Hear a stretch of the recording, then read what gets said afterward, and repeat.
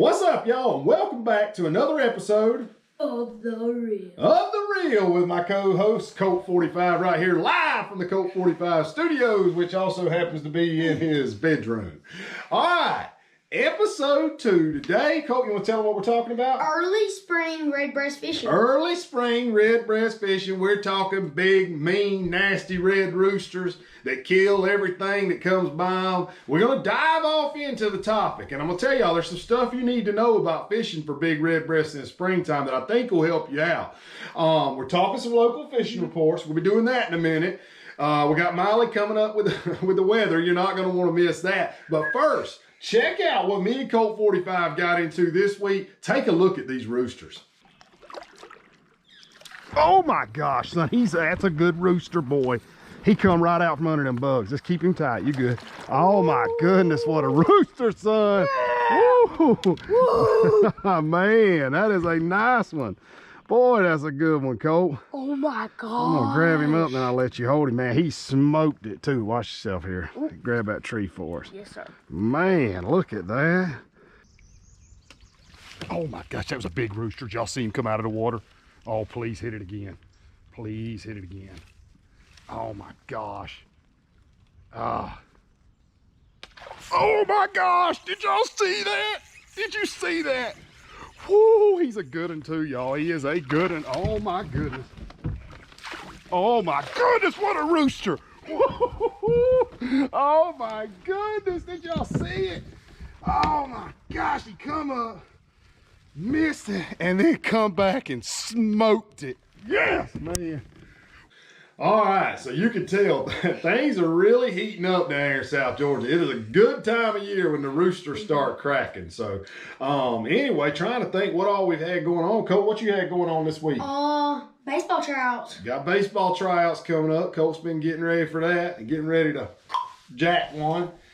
But anyway, I made a trip over to George L. Smith State Park. That video's already up, man. Got what was that, a 6'4"? Yeah. 6 1/4. So big old bass over there. And that brings me into kind of the fishing report for this week. Right now, you may even hear some thunder in the background. You know, it looks like we're about to get bombarded with rain again. Fingers crossed. Maybe we don't. But if we do and the rivers are jacked up, I'd start looking to places like George L. Smith, Little Okmulgee State Park, Rutland. Can you think any more? Paradise. There you go. So all of those Paradise is actually, you know, I was talking to somebody about it earlier today, and me and Cole was talking about that. If there's a good time of year to fish Paradise PFA, it's right now. I mean, when these fish are spawning, they're easy to find in shallow water and easy to catch. What's your favorite way to catch them? What's it? I know I keep going on. Wacky worm. A wacky rig worm. That's pretty cool right there. That's that VMC. Let me show you all this, and they're not paying us, but I wish they would. That's a VMC, and it's got these, you know, weed guards that are like a heavy monofilament. I like them better than wire. This is a 1/0 VMC hook. You can find these at most Walmarts and, of course, Bass Pro Academy and some tackle stores. But we're just rigging it wacky. You know, I think this week I was using black and blue over at George L. Smith. Junebug works good. The rotten banana, of course, works good. Black and blue? Yeah, black and blue is what I was using there, yeah. Wow. So anyway, the wacky worm, this is the time it really shines, and the fish are easy to catch because they're up shallow. So definitely key in on the lake bite this week. And I talked to Josh Forsyth. I was going to call him today. Shout out, Josh. But he made a trip to the swamp, I think it was last week, trying to catch some catfish. And I think the water hadn't heated up enough yet. So he caught, I think, don't quote me, but I think he said they caught a few. So I talk about so much fishing, I forget what everybody tells me. But anyway, lakes are going to be key this week. Rivers is a maybe. And with that in mind, we'll go ahead and go to the weather report for the week. Molly, what do you got with the weather? It's been raining again. May I hold your water? Yeah. Like so.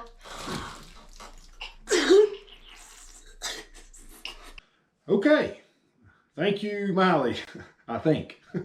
Anyway, so that's what it is with the weather. We'll see how things shake out. And, you know, let's dive off. Let's talk big springtime redbreast fishing. And I'm going to start off by saying, I think Cole will agree, this is probably, I'm not going to say the hardest time of the year, but it's a tough time. You know, a redbreast is a very temperamental fish. I mean, day to day, you may go today, you may hammer them. And this happens to me and Cole a lot. You go back the next day, you're ready to do it again. That's really what it is. I mean, and it's not because of anything you're doing wrong. You know, it's just the fish shut down. And I hear that a lot when I'm in and out of bait shops delivering lures and stuff. You know, somebody will say, man, I tried your spider and I fished it 4 hours, or, you know, I fished a beetle. It could be a beetle spin or another top popping bug, something like that.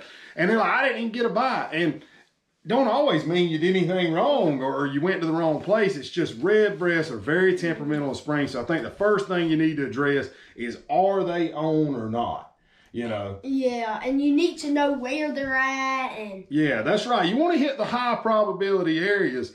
And, you know, we're with most rivers right now running high, barely in the banks, you know, that's when I think bug fishing, like we did this week, you know, fishing our swamp spider, it could be any kind of bug, popping bug, whatever you like. But it really shines. And the reason why is you can put that spider somewhere, you know, that you can't throw a beetle spin or a Colt 45 spinnerbait or something like that. And you can keep it in there for a long time because you don't. Yeah, you can keep it. Yeah, it's just sitting there. It all comes down to presentation. I think a lot of people don't realize this. You know, you pitch that Colt 45 spinnerbait or a beetle spin, you throw it into that current, into that pocket. The second you start cranking, the current's grabbing your line, it rips right out of there bang. You get hung. But you pitch that spider, yeah, you get hung. Oh my goodness, man. This is a bad time of year to be a beetle spinner. I mean, you'll lose your mind right now because the current's going to push you under every stick in the river. So, yeah, Colt's seen me lose mine a few times. But, you know, like Colt's saying, you pitch that spider to a little pocket. Now it's just sitting there. It just floats. I mean, it ain't like a beetle spin. Oh, you get in there and it don't even last a second in there. It's just like you just get to stay. Right, you get 1 second, but you give them that spider, you give them 5 or so seconds to look at it, and you really up in your odds. That's something me and Colt talk about a lot of times too, with bugging in general. I think the big key to bugging is keeping that bug in the water. Yeah, go ahead. I was just gonna say, one tip is, let it stay there for a second. Like after you wiggle it. Let it stay there for a second because the redbreast is like this. Should I eat it or not? Yeah. Then when it stops, boom, perfect time. Yeah, I agree. That pause, it seems like that pause is what really makes them, it does something to them, even more so than moving. Well, you know, there's been times we have a bug out and we get doing something, we pitch the spider out, get doing something else, looking for a sandwich. Eating chips. Yeah, eating some chips, and then all of a sudden, a redbreast, the bug ain't even moving. Bam, you know, about to give you a heart attack, fall out the boat. But, so I think the bug really shines right now, pitching a bug. But with that said, along those same lines, that bug bite is super temperamental. You know it within, would you say, first hour? Yeah. If they're not, well, like this morning, we actually was going to try it. The weather got kind of nasty. But we instantly knew that, hey, this just not happening today. Yeah. Also, make sure it ain't too currently. And if it is, redbreast like current. But let it be pockets and all. Because if it's just moving, your spider's going to be like, yeah, you need those pockets. You need those pockets. You're looking for those areas right out from the bank. Those little nooks, those little 6-inch areas of slack water, backsides of trees, trash piles. Any irregularities is where the fish are going to be. And you know, I can't stress enough. A bug is going to be where I start. And I think the second place that I'll go if they're not on the spider, I'm going to the Colt 45. And of course, that's a spinnerbait we make, named after the man, the myth, the legend, Big Flex. Oh boy, good gracious almighty. Anyway, though, now, and I'm not just partial to it. You can throw any brand you want, but hear me out on why to go along these lines. You want that bigger spinnerbait, especially in that early current, that strong. You want that spinnerbait to get down. You want it to have some meat to it so it can get down in the water and hold there. And you want to draw bites from those bigger fish, or at least I do. So, you know, a lot of people tell me, they're like, man, I just don't see how you always, y'all always catching these big redbreasts. And I don't say it because I definitely don't want to come across wrong, but I think to catch big redbreasts, you really got to target them. I mean, there's been a lot of days that we could have went and caught 75 fish, but we was looking, hit the camera. We was looking for a big one. Yeah. So anyway, I definitely like to throw a bigger spinnerbait. It's a 1/8 ounce. And it's got a good bit of skirt to it, good bit of wobble, and that's like, okay, you hand a big boy a cheeseburger. He knows, me and Cole, you hand us a cheeseburger, the second that we feel it, we know how much weight's to it, we know how full it's going to make us. And that redbreast, with his lateral lines in his body, he can feel that bait. He can feel it come by that thump. And he knows the difference between some little whatever spin and a beetle spin and a heavier bait like the Colt 45. He knows the difference. He knows it's a bigger meal, and I believe that's what provokes those bigger bites. What you think? Yeah, I do. The Colt 45, it gives them a glimpse of it, that little shine. Can't keep them off it. Boom. Boom. Bass, everything with it. Yeah, that's a good point too. You up your odds when you do this kind of fishing in spring. Like I think it was last summer, I caught an 8-pound mudfish on it. Oh, I remember that, man. That was like fighting a tarpon or something. So I can't remember which video was that. Oh, it was the float trip. Y'all check it out. It'll be way back. I think it was Highway 158 to US 1. That's the float trip. It should be a picture. The picture on the video should be us each holding up some big redbreast. So you get ready to check it out. But anyway, so I was trying to think what else to really hit on as far as big roosters and feeder rivers. Smaller rivers that are feeding big rivers. Down here in South Georgia where we're at, we look at the Satilla. We're not looking at fishing the big river right now. We're looking at fishing those smaller rivers, the Alabahaw, Little Satilla, even creeks that feed those rivers. And most people won't be like, oh, I'm just gonna throw the spider, the Colt 45. But I would even, if you're wanting to catch bass as well, the buzzbait. Hey, I caught some big ones. We caught big ones huge. Tell you what, I might need to let you take over the show. I forgot about that. Yeah, a buzzbait. Jacob Cruz, he done really good this week throwing a buzzbait. And a buzzbait can be a really effective way, especially when we're talking about current, managing the current. You can make long casts. You can burn it through there. Fast glance at it. Boom, yep, you got a chance of a bass or a big redbreast. And actually, some of the biggest redbreasts that I've seen have come on buzzbait. So when you're talking early spring, especially rooster fishing, man, a buzzbait can be hard to beat as well. We throw the 1/4 ounce, I'd say the most, but we got that tiny 1/8 ounce size. You can see it at GeorgiaBoyLures.com. Didn't I catch 2 5-pounders on that? Yeah, one. Yeah, that was the one. Yeah, you got a little hot streak last summer. I'll put a discount code in the comments and in the description for GeorgiaBoyLures.com. Save you 15% on anything. But anyway, so feeder rivers, man, they're going to heat up faster. That's the thing. That's what happened this week with that trip I had. You get a few 80-degree days. It's kind of like the pond out back our house here. It's a small pond. Man, that, a big lake might still be cold, but that pond, it heats up like a bathtub. Yeah, and then it just stays there, them little creeks, guys, and rivers this time of year, son, they'll heat up hotter than grandma's oven the night before Thanksgiving. I mean, they say it's cooking. And that's where you're going to really get into those big bites in the springtime.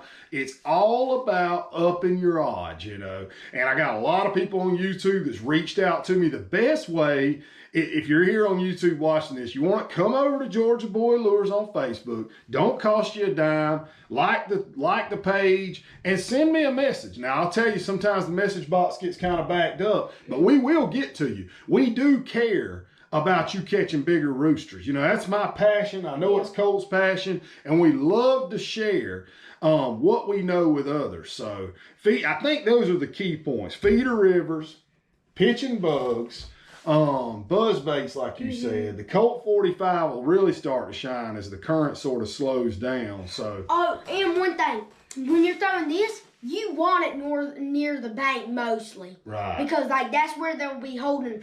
Like I don't think you like. I'm not saying because a redbreast is a shocking thing, but you want it on the. Yeah, bank, the sweet spot's what me and Colt call it. You know, if you're making a cast, and we'll talk about casting these bugs in a second. If you're making a cast, you want to get that bug as close to the bank as you can. And if you make a bad cast, once again, it goes back to timing. Reel it in, hurry up, get it back out there. Keep it on the water. Yes, if you're going to be good at pitching a bug, the number one way to do that is, like Colt just said, keep it on the water. Couldn't have said it better myself. So, which leads me to how we've been pitching the bug recently. So, used to be for years, we used the brim buster, and man, that can get, and now don't get me wrong, I love to pitch a bug on a brim buster. You know, down here we call that bugging. Been doing it my whole life. But it's harder for kids like me. Like, so this tip helps you a lot with what we're talking about. Definitely, pitching a bug is tough, especially for kids or people with shorter arms, shorter people. I'm not real tall myself, so it's tough to, you know, take that and then you're whipping it all day long. By the time you get home and you get a recliner, you can't even pick your arm up to eat your dinner. So, but what we've started doing, and I'm gonna let Colt show y'all. So we'd like to take a look. Go ahead and show them, Colt. You go ahead. You take over. Okay. Go ahead. This tip, actually, you can even throw it with, like a push button. Yeah, push button. Yeah. Well, okay, so you grab the spider, like even a wacky worm, you grab a piece of it right here. It's not rocket science, guys.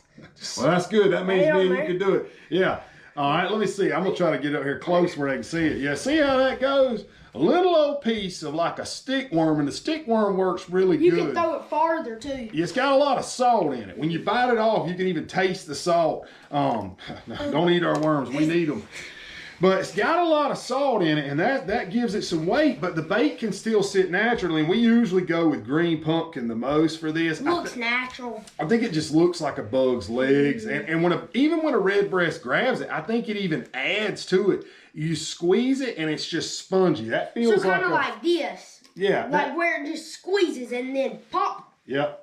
That feels like a bug in the fish's mouth. So, but it makes it where you can cast real good, and we're still sort of Stephen Lewis and my buddy Alan, they over there on the Ogeechee and Canoochee, sort of first showed me this trick, how to fish it on, you know, push button, spin casting gear, spinning reels, whatever. We're still sort of figuring out our setup. But Cole, he spooled his reel up with 8-pound line.